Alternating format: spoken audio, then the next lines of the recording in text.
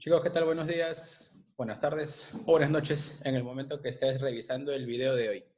Bien, hoy día tenemos la segunda parte ya del tema de habilidades sociales. Si recuerdas, la semana pasada habíamos preguntado, ¿no? ¿Cuáles eran las habilidades que usamos recurrentemente cuando estamos interactuando con otras personas?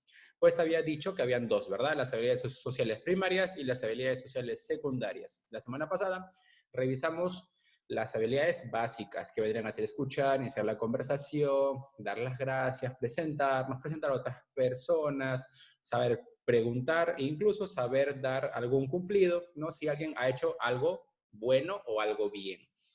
Pero te había mencionado que también habían habilidades sociales secundarias que están más relacionadas a complementar estas básicas con condiciones ya de evaluación, de cognición, de precatarnos del contexto o en el momento en el que nos encontramos. De eso ya estaba haciendo referencia a las habilidades sociales secundarias, las cuales también eran varias, también te las presenté, pero solamente de forma enunciativa, es decir, solamente le comenzamos a dar nombre, ¿no? Entre ellas, un poquito hablé de la empatía y de la escucha activa, pero hoy te voy a presentar el resto de habilidades sociales que, como dijimos, son más complejas, pero no significa que sean más difíciles.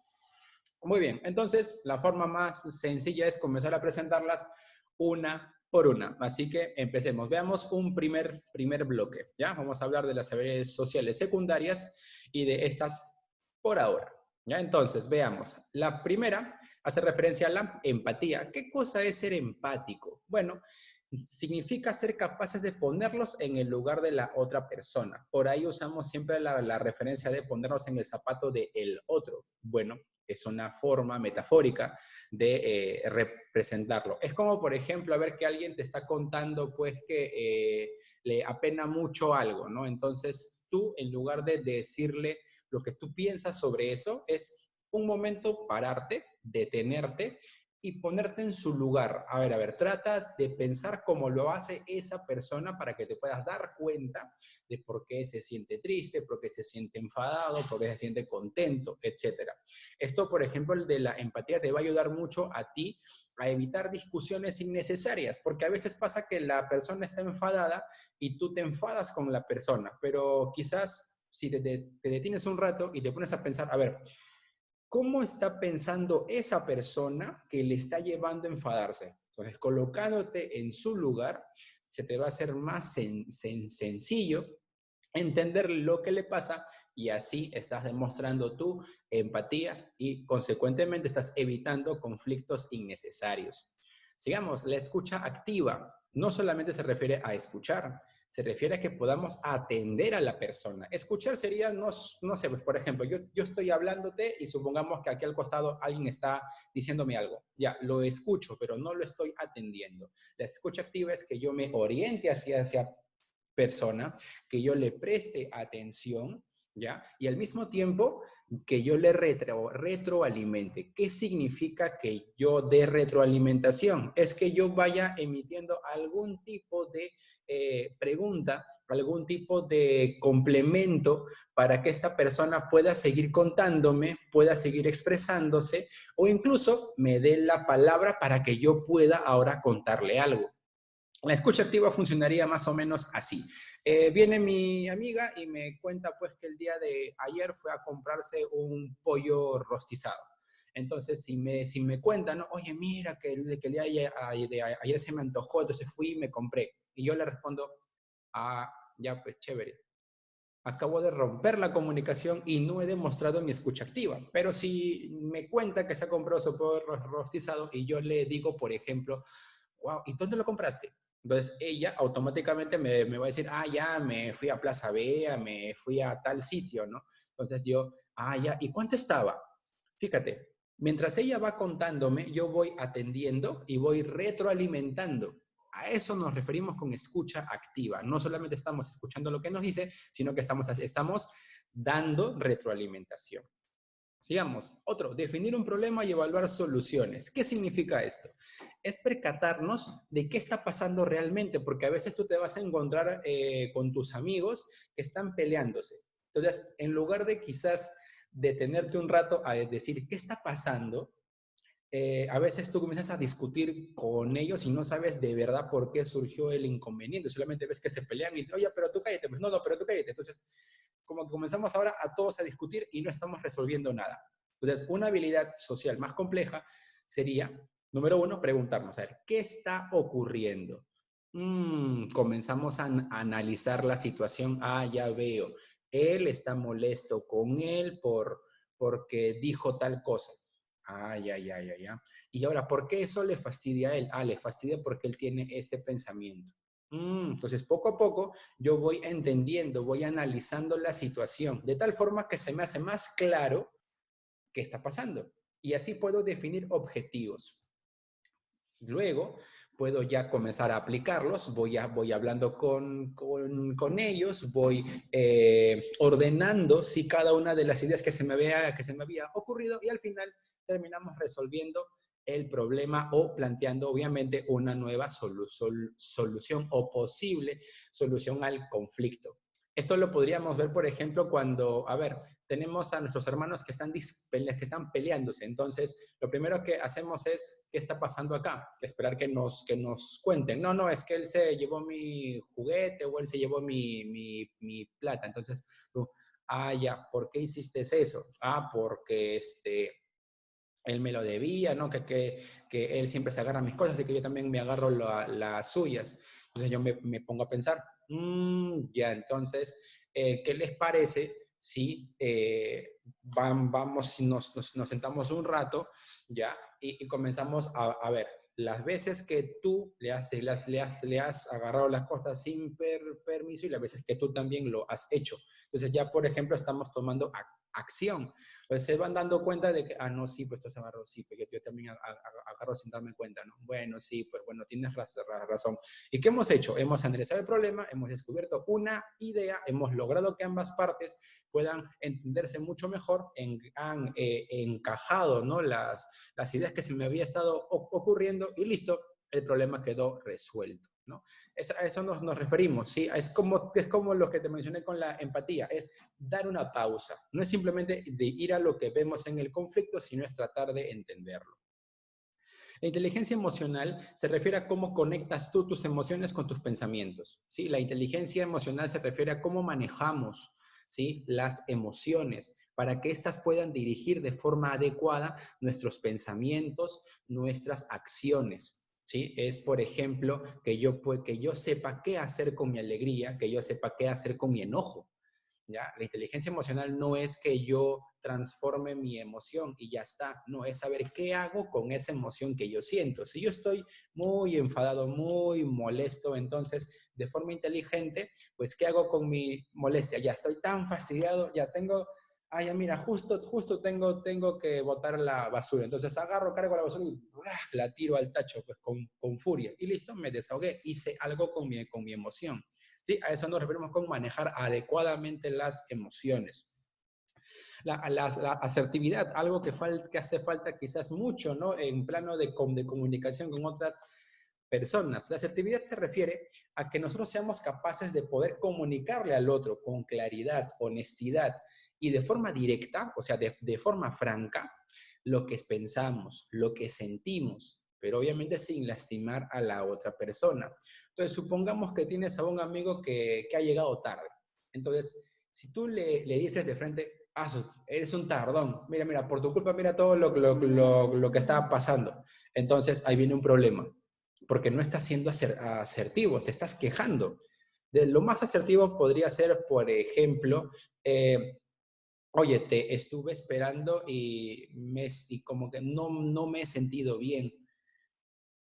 Fíjate, me he sentido, sí, fíjate, o sea, yo estoy comunicando que o sea, estuve esperando, no estoy señalando a nadie, estuve esperando y eso no me hizo sentir bien.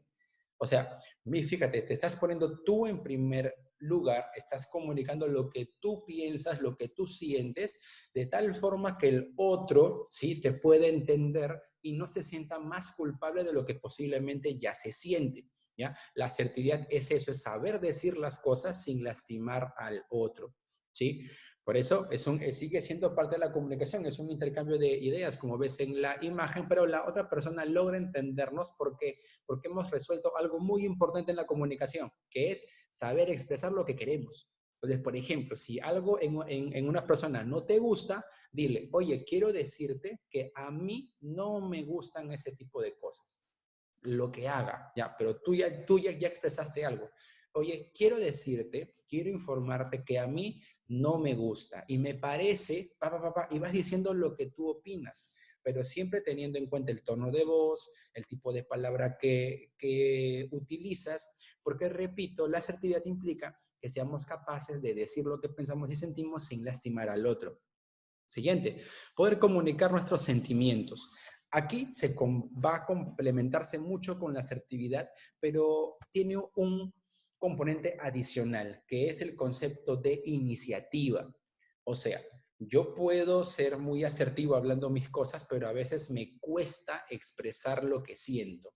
Pero no expresarlo con palabras, sino expresar mi emoción como tal, o sea, la respuesta anímica, la respuesta conductual. Eso me cuesta. Entonces, por ejemplo, estoy muy asustado, pero no sé cómo expresar mi miedo, siento quizás que no es adecuado, etcétera. Y no, la idea es tener la confianza de expresar los sentimientos que tengamos, sean estos buenos o malos. Ojo, otra vez, las emociones no son negativas ni positivas, son solo emociones, son respuestas orgánicas que nosotros tenemos que saber que son totalmente normales y que se van a ir dando paulatinamente, ¿sí? O sea, se van a presentar una y otra vez. Por lo tanto, cuando hablamos de poder comunicar nuestros sentimientos, es tener la confianza, tener la iniciativa de poder hacerlo y no preocuparnos tanto por el qué dirán. Sí, pero es saber expresar nuestros sentimientos. Ya con eso del por qué, del qué dirán las demás personas, lo vamos a ver en las siguientes habilidades que nos hacen falta, ¿ya? Porque todas se complementan. Entonces, por ejemplo, ahora hablamos de regular la expresión emocional. Es cierto, yo puedo sentirme asustado, puedo sentirme molesto, puedo sentirme con asco, con desagrado, o puedo sentirme muy feliz. Sin embargo, debo tener en cuenta cómo voy a expresar esa emoción, porque no es tampoco expresarla por expresarla. Entonces, debo tener la capacidad de adecuar mis emociones según el contexto. Entonces, por ejemplo, si estoy con mis amigos, y estamos todos como que en plan tranquilos, calmados, o sea, como que recién está empezando la reunión, pues obviamente si alguien cuenta un chiste o alguien cuenta algo gracioso, yo no voy a de frente decir, jaja, y voy a explotar, no, ¿verdad? Como estamos empezando, una sonrisa, tranquilo, y poco a poco vamos haciendo que las emociones vayan subiendo, subiendo y subiendo, porque yo soy consciente y me doy cuenta de mi contexto, ¿sí? Es como, por ejemplo, a veces pasa personas que están viendo el fútbol. Entonces, algo pasó, no sé, pues el árbitro no cobró y lo primero que hacen es, ay, ¿por qué no marca el Barca? ¿No? Etcétera. Entonces se explotan de inmediato. Cuando, oye, aguanta, recién empezó el partido. ¿Ves? Entonces, no está mal que se enoje, pero sí resulta inadecuado que su emoción explote tan rápido. Entonces, esta persona debe aprender a regular la expresión emocional para que, por ejemplo, no termine cayendo antipático. Y no porque la emoción sea mala, sino porque en el contexto resulta inadecuado ser tan explosivo. Quizás, claro, ya cuando pase 2, 3, 4 veces, ya obviamente con justa razón, porque el contexto lo amerita, explotaremos en nuestra emoción. O como cuando ocurre un gol, ¿me dejo entender? Que alguien meta gol a los 2 minutos emociona, pero no emociona tanto. Si algún día te pasa eso, estás viendo tu partido favorito y tu equipo mete gol, es que se dice gol, pero no va a ser, pero no es la misma intensidad, ojo, con la que gritarías que tu equipo meta el gol de la victoria faltando 30 segundos para que acabe el partido. ¿Ves? A eso me refiero con regular las emociones. ¿Sí? Repito, la expresión. Capacidad de disculparse, esto es importantísimo, ¿sí? Tiene que ver con que tú reconozcas que te has equivocado. Saber reconocer eso ¿sí? Te permite a ti poder decir, perdón, lo siento. Por ejemplo, mira, aquí tenemos a un papá que un poquito que se pasó con su hijo, ¿no? Quizás le llamó la atención, le gritó demasiado fuerte, ¿no? Y mira lo que dice él, dice, por favor, perdóname, me dejé llevar por los nervios y te grité. No tenía razón y lo siento mucho por eso. O sea, fíjate, se ha colocado a la altura del pequeño, ¿sí? Y le está expresando que él reconoce que se ha equivocado, ¿sí? En su expresión, en su rostro, también podemos darnos cuenta que de verdad pues siente lo que ha ocurrido y que obviamente en un futuro es muy probable que no vaya a pasar, pero es importante que cuando uno pida disculpas, ya, escucha bien, ¿eh? Cuando uno pide disculpas debe de verdad sentir que ha cometido el error, entender, darse cuenta que hemos fallado, quizás porque a ver, lo que hicimos no era aprobado por la otra persona, etcétera.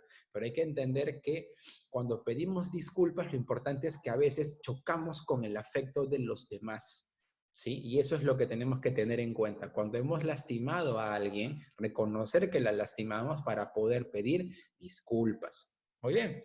Reconocer y defender nuestros derechos y los de otros. Esto es importantísimo, por ejemplo, cuando estamos en un juego. ¿Sí? Cuando estamos jugando hay reglas y hay reglas que no sé, que obviamente están ahí para no romperse. Entonces, si alguien, por ejemplo, quiere hacer trampa, yo sé que eso está mal. Yo tengo el derecho de reclamarle a esa persona, oye, has hecho trampa. No, eso está mal. ¿Sí? Ojo, esa es otra habilidad social, la capacidad de tú darte cuenta que están afectando tus derechos y poder expresarlos y decirlos, ¿sí? Por eso fíjate, la habilidad se llama reconocer y defender. Obviamente, ¿lo vas a hacer gritando? No, lo vas a hacer de forma asertiva, regulando bien tu expresión emocional, usando inteligencia emocional.